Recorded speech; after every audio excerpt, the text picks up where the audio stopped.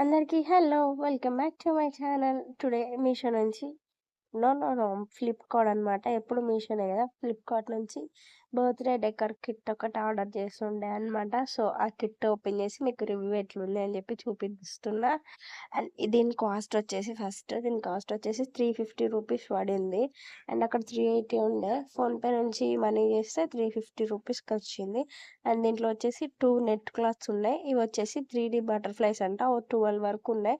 And 3 colours of balloons ఉన్నాయి. Green, blue, green, white ఇంకా gold ఉన్నాయన్నమాట.